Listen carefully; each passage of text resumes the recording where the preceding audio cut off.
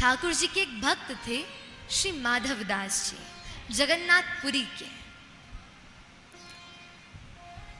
माधवदास जी ऐसे भक्त थे कि जब वो जगन्नाथ महाप्रभु के सम्मुख जाते तो जगन्नाथ महाप्रभु जो अपनी ब्रह्म वेदी पर बैठे हैं, माधवदास जी को देखकर डोलने लगते, आनंदित तो होकर उनकी भुजाएं हिलने लगती, इतने प्रफुल्लित तो हो जाते हैं। अब धीरे धीरे करके माधवदास जी की इतनी प्रसन्नता होने लगी, इतना प्रचार प्रसार हो गया कि भैया ठाकुर जी को ऐसो भक्त है, जाको देख ठाकुर जी आह्लादित है जाए। अब तो माधवदास जी जिनके भी घर मधुकरी पाने के लिए या टूक पाने के लिए या भिक्षा पाने के लिए जाते, अब आगे वो 56 भोग सजा देते। क्यों? इतने बड़े भक्त। अब माधवदास जी को बड़ा विचित्र लगता। माधवदास जी के मन में आती कि अरे नहीं, ये जब जीवन में सम्मान बहुत अधिक मिलने लगे ना, तो भक्त के चित्त में स्वतः आने लगता है कि मानो ठाकुर जी उसे उससे दूर कर रहे हैं। माधवदास जी बोले, नाथ अपनी लीला को मत करो, मैं नहीं चाहता जीवन में सम्मान। ऐसा हो सकता है कोई जहां सम्मान मिल रहा हो वहां सम्मान की चाह ना हो, लेकिन अपमान चाहिए।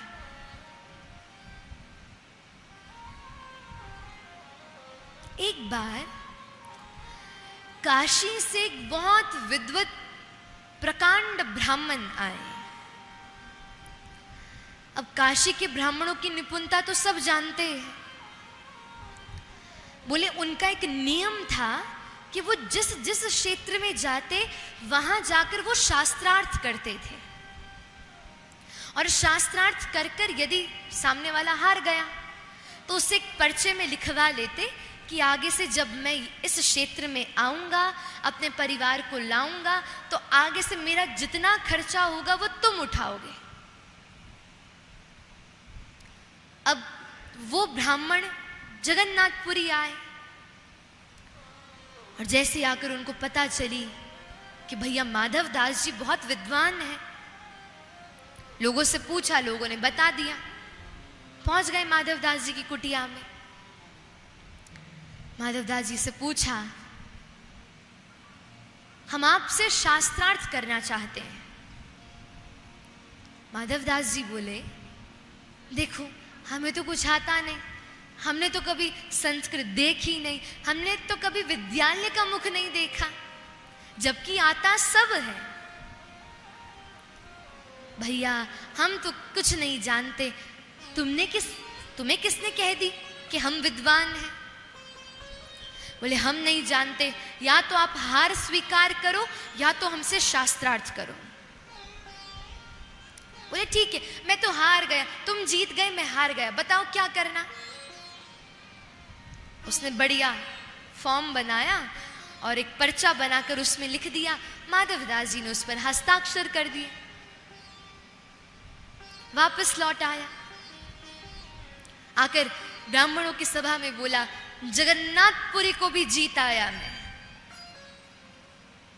जो श्रेष्ठ सबके सरदार थे उन्होंने कहा, दिखाओ, हस्ताक्षर दिखाओ उस विद्वत ब्राह्मण के। जैसे हस्ताक्षर दिखाया तो वहां लिखा था कि मैं माधवदास जी से हार गया, आगे से वो काशी आएंगे, उनके खाने पीने की व्यवस्था मैं करूंगा। और नीचे उस ब्राह्मण के हस्ताक्षर थे। वो बोले, अरे तुम तो कह रहे हो मैं जीत गया, और ये सब क्या? बोले दिखाओ दिखाओ। जैसे उन्होंने देखा, बोले अरे नहीं, उन्होंने हस्ताक्षर किया था, हार स्वीकार करी थी, ऐसा कैसे हो गया? आप अभी रुकिए, मैं दोबारा जाता हूं जगन्नाथपुरी। वो दोबारा चले गए। जाकर माधवदास जी से कही, देखो ये लिखा था तुमने। अरे मैं तुमसे जीता, तुमने तो लिखा कि तुम जीते। माधवदास जी बोले, अरे मैंने ऐसा नहीं लिखा, जो आपने कहा था मैंने तो वही लिखा था। बोले अच्छा चलो ये पर्चा वर्चा तो छोड़ो, आज हम एक काम करते हैं कि जिससे सबको पता चले तुम हारे मैं जीता। माधवदास जी बोले करो। बोले ठीक है, एक गधा मंगाया जाएगा, जो हारा हुआ है उसे उस पे बिठाया जाएगा, उसका मुख कालिक से पोता जाएगा और उसके गले में चप्पल की माल धराई जाएगी। माधवदास जी बोले बड़ी कृपा, अरे बड़ी कृपा, निश्चित मैं अभी बस मेरे मंदिर दर्शन का समय है, मैं दर्शन करके आऊं, आप व्यवस्था करो, अभी आकर गधे पे बैठ जाऊंगा। माधवदास जी दर्शन के लिए चले गए। अब ठाकुर जी कैसे देख सके अपने भक्त का अहित। ठीक 2-3 मिनट बाद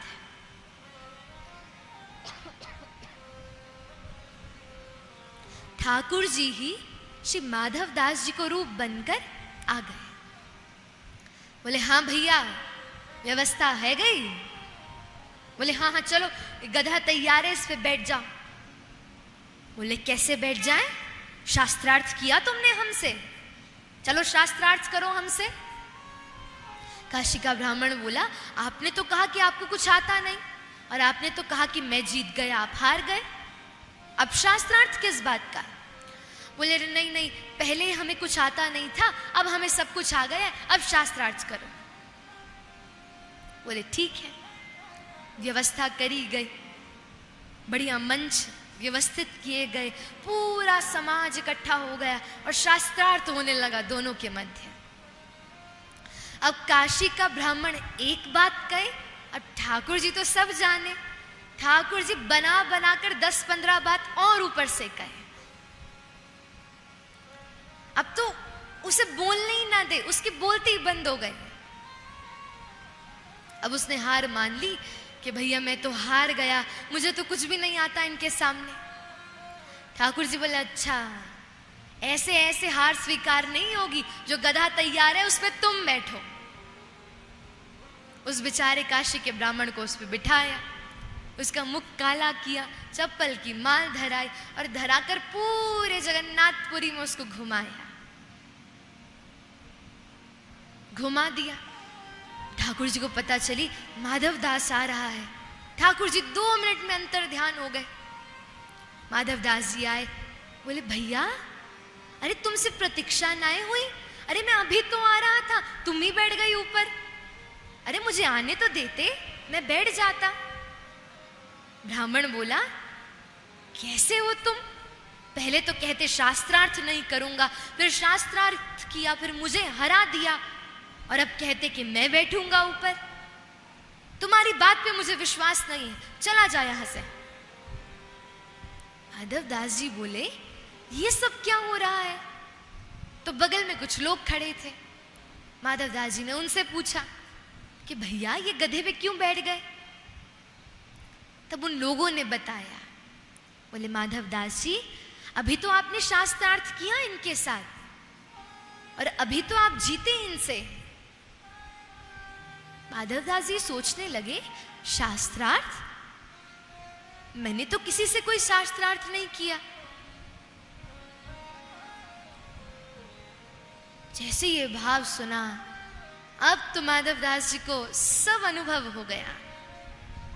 बोले हाँ, भक्त चाहे जीवन में कितना वो अपमान चाहने की आकांक्षा करे, लेकिन ठाकुर जी भक्ता भीष्ट प्रद सर्व भक्त गौघ निकृंतन अपार करुणा सिंधुर भगवान भक्त तत्पर। ठाकुर जी सदैव भक्त के लिए तत्पर है।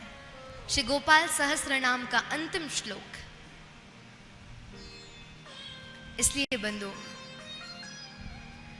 जीवन में अपमान मिले तो वो भी विचार करना कि ठाकुर जी की कृपा है।